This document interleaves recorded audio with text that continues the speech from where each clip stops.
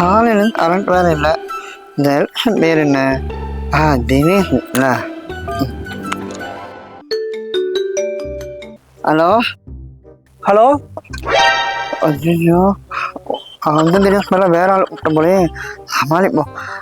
Hello தம்பி, நல்லா எப்பா? நல்லா இருக்கண்ணா.